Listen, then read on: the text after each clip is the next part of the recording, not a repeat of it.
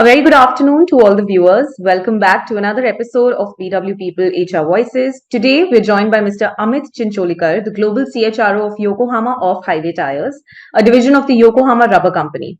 He's a member of the Global Executive Committee for the business, and with almost 3 decades of experience, he has served in multiple areas including performance, rewards and benefits, employer branding, diversity and inclusion, mobility, HR governance, and ERG programs globally. Working across Singapore, USA, and India, he has also served the Tata Group for 13 years, and in his last role, he was the global CHRO for Tata Consumer Products. He was also associated with Aditya Birla Group and Mercer Human Resource Consulting. Firstly, welcome, Mr. Amit. Thank you for joining us today. Thank you so much for having me here, Savi. It's a privilege. So for all the viewers, today we're going to discuss about how to drive performance with purpose. Now, when we talk about this concept, Mr. Amit, can you just shed some light upon what this concept actually is? What does purpose stand for? Yeah, so it's a great question, Savi, because sometimes on the one side you could talk about purpose as being this very nebulous, soft aspect, which is very difficult to quantify and hard to explain.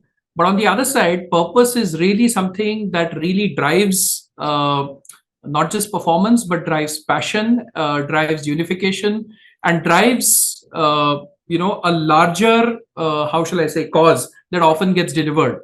So if you go back and look in history, great achievements or great deliveries that would have happened. If you think of the Indian, independence story, or even if you think about the time when the United States put a man on the moon, the whole point of purpose is really what drove the entire conversation to say that this is something that is really, really important to us.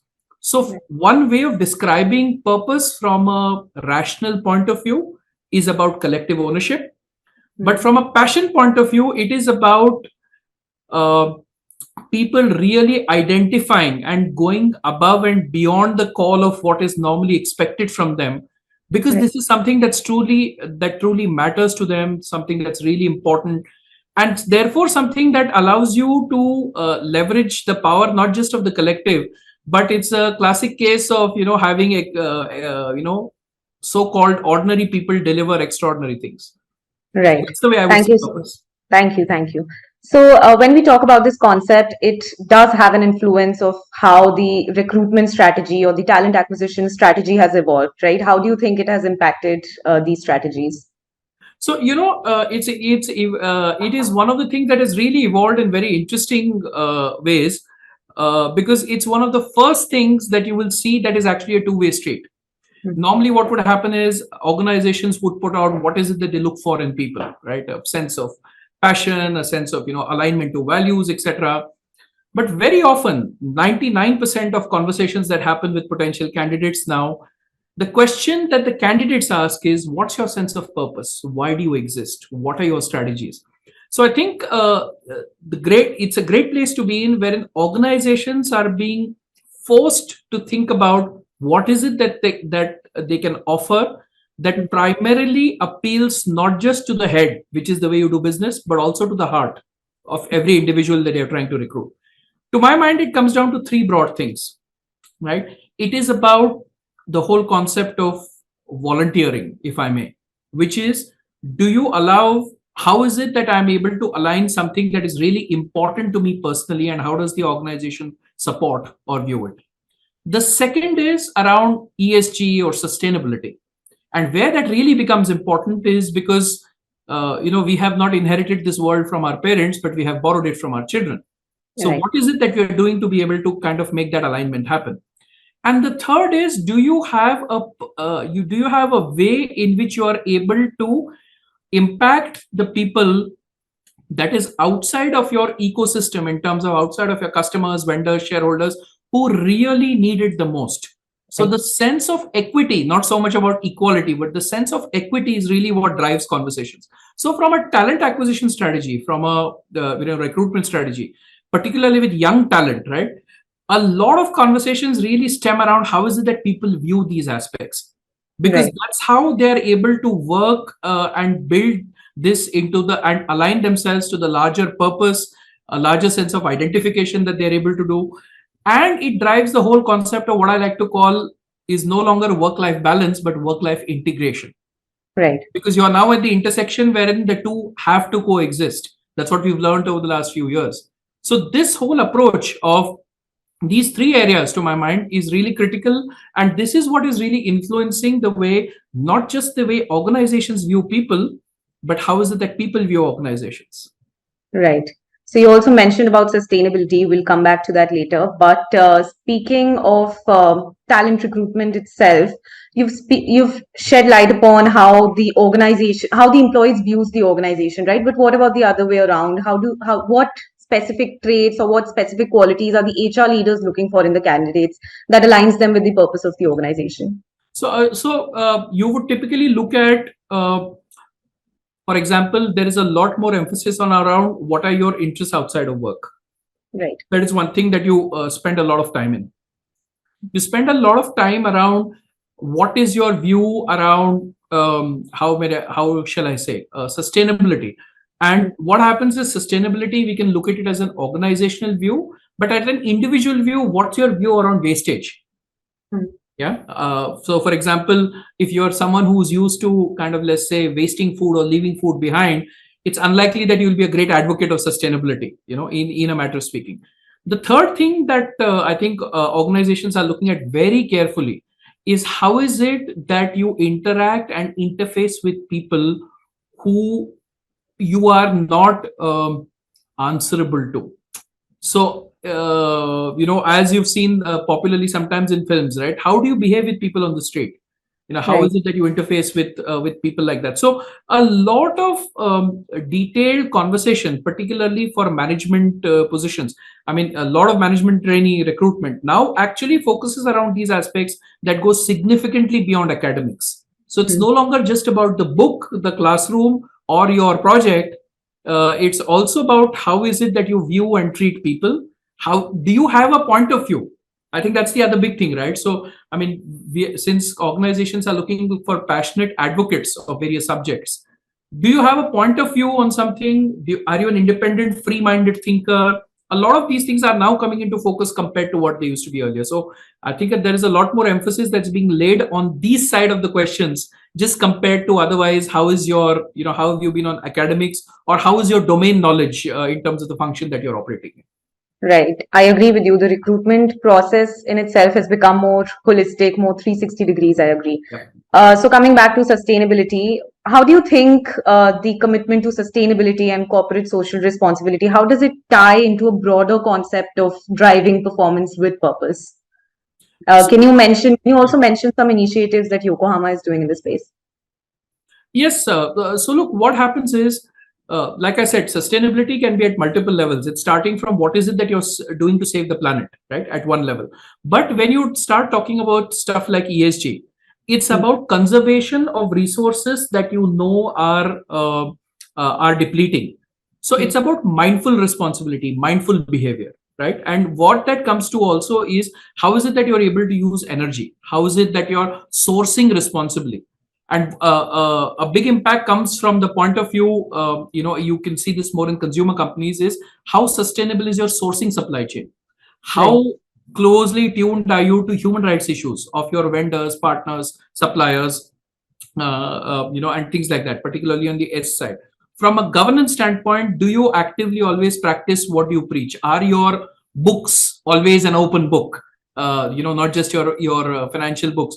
And where that lends itself to is that your purpose or your reason for existence goes significantly just making beyond making sure that you meet shareholder expectations, if I'm use the term.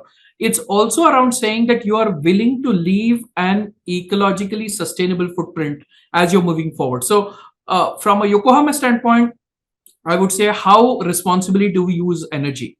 What forms of energy do we look at, right? What is it that we are doing closely to work with communities that are around us from this standpoint? So, for example, there is a lot of work that we do in an area called Tirunelveli in Tamil Nadu. And what has happened there is that over the last couple of years, it has been difficult for that region because there has not been adequate rainfall. So the amount of water is depleting. So the kind of work that we are doing in some of these areas is around actually raising water levels of lakes to ensure that there is sustainable amount of water that's available for the community. So I think ESG and the community in that sense tie themselves up very, very closely, because ESG is something, I mean, you can look at it as emissions, which is something effectively in your control, which is how efficient are you in your operations. Right.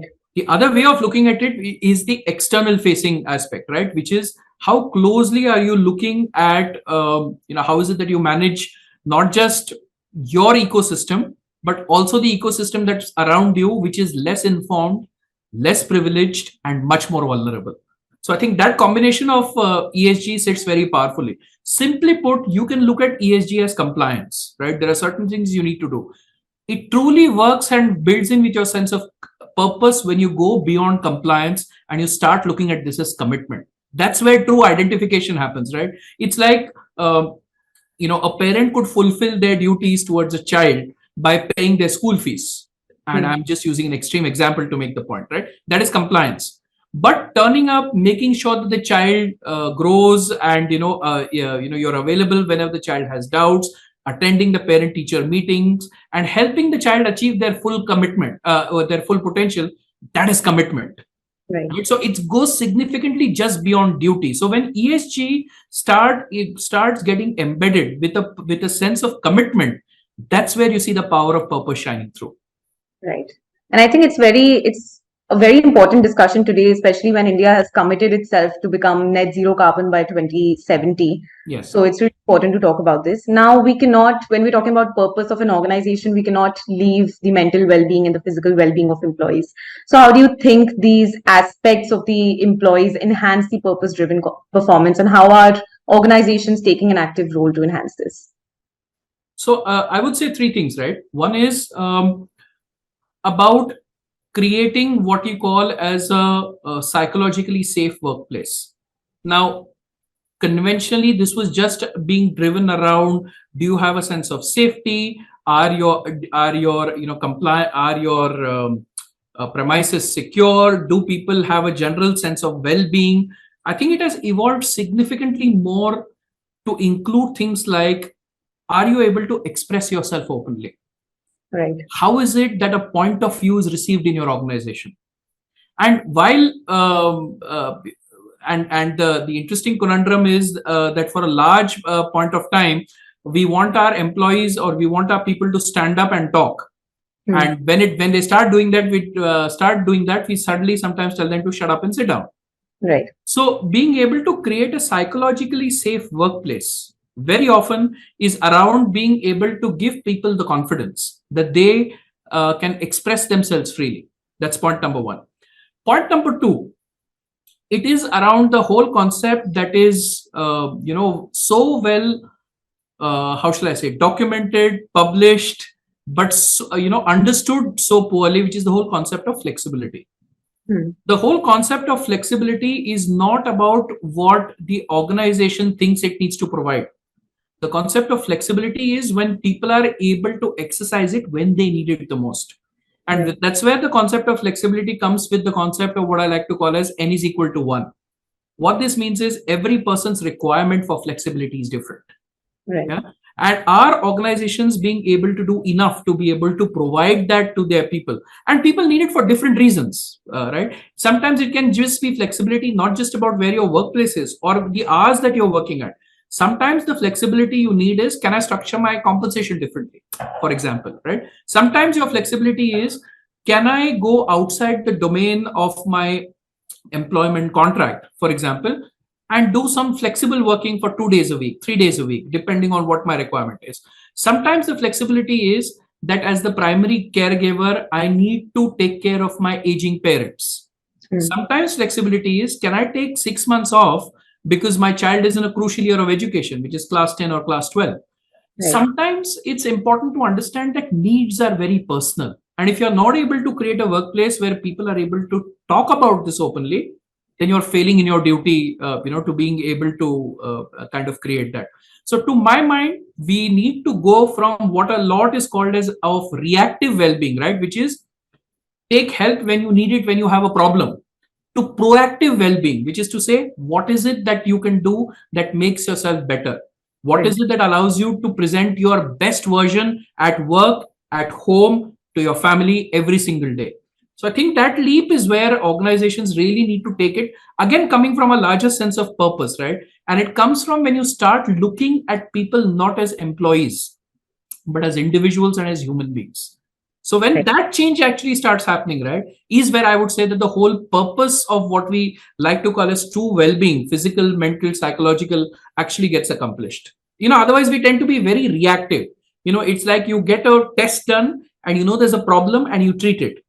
Hmm. But why did you need to get to a stage where there was a problem in the first place? Is the question to ask. And Right. we practice this so well with proactive maintenance, right? In plants, in factories. Imagine if you are able to do that for well-being, right? Proactive well-being. I mean, it's such a powerful concept if we are able to invest a little bit of time to make that happen. Right. I completely agree with you, especially today, employees, when we're seeing the trend of loud quitting, when employees actually want to voice out their opinions, they're not shying away from telling or complaining their employers what they feel about the company or the organization and what is lacking, right? It's great for organizations. Now let's come to the data analytics part of the conversation. What are some of the metrics or let's say KPIs that you're using to assess these initiatives and see if they're actually fulfilling the purpose that you've set? So I think the one very obvious one very often is attrition, right? Hmm. Wherein you say that if people are staying longer, then it means you may be doing the right thing. But I think it's also important to recognize that people staying longer is not necessarily an indication of them believing in your sense of purpose. Yeah, Right. the belief in sense of purpose comes when you look at how soon are people leaving us. So it's easy for me to say that my attrition is 8%, it's in line with industry. But if I find that 25% of my people, let us say, leave within 1 year of joining, Hmm. then what I know is that sense of belonging that people would expect to see when they came in at an early stage is something that's missing. Which means if you survive 1 year in the company, then you will be able to do well, and that's really a bad place to be in, right? So I think analytics need to focus on one part that is attrition. I think the other big piece that analytics should be able to tell us from the point of view of purpose is what is your employee understanding of what does your purpose stand for. So if you ask people why do they work for you or why do they work with you, you should be able to get a sense that largely aligns with the purpose that they are in, that yeah, you kind of stand for. Do people know what you stand for as a company?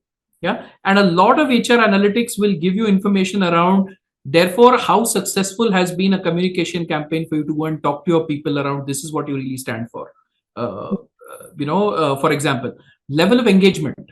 Yeah, I mean, how often, what is your level of engagement, and for what reasons is it high, or is it kind of low? See, what happens is very often we get caught in the number or in the metrics. No, my belief always is you should be able to go behind the metric and understand the story behind the number. Right. Because if you think of it, every number has a story to tell. Yeah, it's about the actions that you take post information that comes from analytics. So, for example, are you if you're recruiting people, right? Are people willing to join you for reasons just beyond, let's say, a role change or compensation or things like that? What is it that they're viewing you for? Why is it that they want to come on board? What is your rate of offer drops? For example, it was a very big thing that you kind of looked at where those numbers were going to 20-25%. So these are indicators that the fact that you are purpose driven, whether it's truly landing or not. I think the number of volunteering hours that people do in terms of the work that they are able to do, pursue outside of work, because volunteering by definition is something that you do because it's relevant and important to you, Right. right, as an individual, and you will do that irrespective of whether you're working or where you're working. But the more time people spend doing something that is really important for them personally in an ecosystem that you have created as a company, that's a great indicator. So I would say these three or four, right? One is level of attrition and how often does it happen, level of engagement and what's the story behind the engagement in terms of what's happening, what is it that you're able to see on your hiring patterns and level of offer drops, and how is it that either your volunteering programs or your encouragement for people to volunteer is being received. So these four metrics, I think, should be able to give you a fair indicator. Otherwise, you can just keep dying in beauty, right? You can keep looking at hundreds of metrics, but I think keeping it down to these four probably is more helpful. Thank you. Thank you for sharing this. Now we'll come to employee recognition, which is often linked to a sense of purpose. It is a motivational factor for employees, right? So, firstly, my first part of the question is, how do you identify these high potential or, let's say, high performing employees at workplace? And then how do you reward them? What are some of the strategies to recognize their work? So I think the biggest indicator of sense of purpose normally comes from your values, right? And your value champions are people who effectively drive your whole sense of purpose. So to my mind, recognition, in my view, is not really just about performance or about potential, right? Performance or potential is intrinsic. That is something that you can be extremely good at your job and be relatively neutral on values. Right. So in my mind, the first principle that we need to adopt is we need to keep the two separate. Yeah. Values are about the behaviors that you practice at workplace. Yeah. And it's about how passionately you really want to follow that, describe that, and go through with that. So for example, for us, entrepreneurship is a value. Now, inherent with entrepreneurship is a concept of risk, because everything that you kind of aim for may not always work. So how is it that you're able to encourage a culture of risk taking? The whole idea of risk taking is you can throw 20 darts at a board, right? And 3 will stick. And those 3 are your ideas that you need to kind of develop and kind of come through. But if your culture is such that you encourage only people to throw 2 darts, none may stick. So celebrating what I call as well tried is a big part of recognition, because it gives people a sense that, yes, this is really important. Integrity very often is associated with financial integrity, which is I won't do the wrong thing. For example, I think integrity is about intellectual integrity, right? It is about following through on your word. It is about doing as you say and saying as you do. And some of these are shining examples that you can kind of really call out and celebrate to say this is what people kind of do. I think the third really important one is that, in my view, every company in today's day and age is a consumer company. It doesn't matter what your product is, right? Because at the end of the day, it's not the company that pays your salary, it's the consumer or the customer that pays your salary.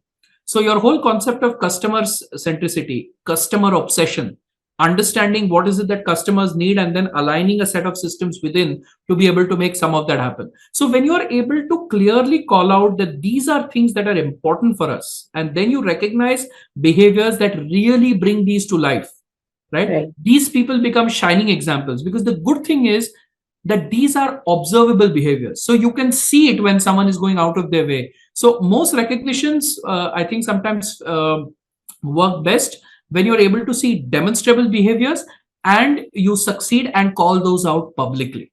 So you celebrate, saying, my God, this is what customer centricity meant, when this thing kind of took place. A very big piece of this whole story is about the concept of humility. Right. So humility is around saying that, and the whole concept of espousing servant leadership, right? Which is, we are not here to lead, but we are here to serve. Right. And that comes in from the concept of saying that if you have a mentality to serve, right, you will always be able to succeed, because you're looking at what the need of the other person is in a lot of ways. So I think recognition programs that call out, that recognize very, very specific aspects that are important to an organization. Sometimes it can be values, sometimes it could be something else that you're pursuing, I think should work well. The challenge sometimes with recognition is you do either too many of them, so you're not sure everybody is being recognized, or you do too few of them, so people are not sure, listen, what is it that you're doing for? So linking it to something that's really important and then celebrating it in a big way is what make recognitions reinforce your sense of purpose. Right. I agree. So looking ahead, Mr. Amit, as an HR leader, how do you envision the evolution of, purpose-driven HR practices? What could be some of the trends? What are your views on this? So I think the opportunity lies for us to use purpose as a very significant differentiator in terms of what you stand for. If you look at organizations that have taken the early lead on things like ESG, etc., they're able to use this as a key differentiator because they have incorporated some of those things in terms of the way they are living their life today. Right. To my mind, the next big thing as it comes through may go significantly just beyond ESG, right? It will definitely involve communities, and it will involve this whole concept of equity, which is what is it that you're doing to be able to make the lives of people who are less privileged than you better than where you kind of stand today. Purpose driven leadership comes from the fact that you exist for a reason that goes beyond profits. You exist for a reason that goes beyond planet, because that's it's almost now defined by statute or by compliance. Yeah? It comes from the larger purpose of saying that you will leave your community in a better shape than it was than when you came in. And that can come from the point of view of how is it that you're working. So for example, education is a very key driver, right? The national education policy has now been announced by the government to be effective in some time. How are organizations effectively able to leverage that? What is it that you're doing to provide opportunities for people who otherwise are not exposed enough to be able to get those?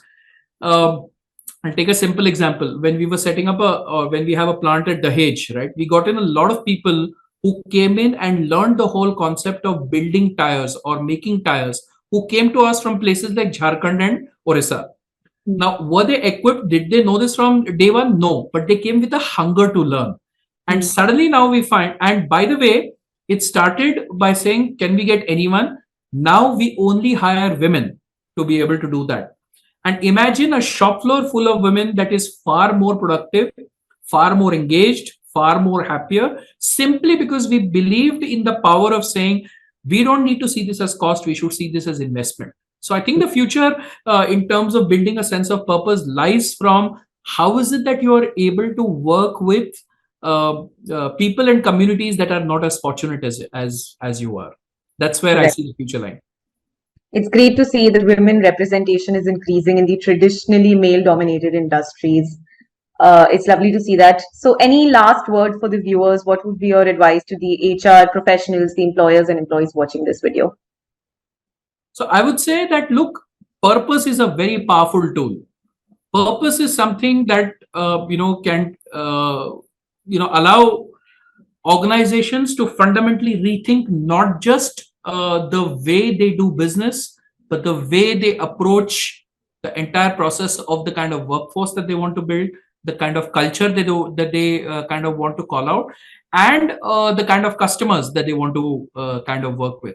So investing in a subject such as purpose can truly be enriching. It can truly be fulfilling, but most importantly, it can be truly sustaining, because it is something that can keep you going over a period of time. So I would say, believe in the power of purpose, believe in the power that things can happen. And my favorite quote on this always is that no one told the fool that it was impossible, so the fool just went ahead and did it. Right? So believe in the power of the impossible when it comes to purpose, to be able to scale mountains that you thought were not possible. Thank you, Mr. Amit. It was a very insightful session. Lovely having you here on our episode. Thank you once again for joining us. Thank you, Savi. It was a privilege to be here. Thank you so much.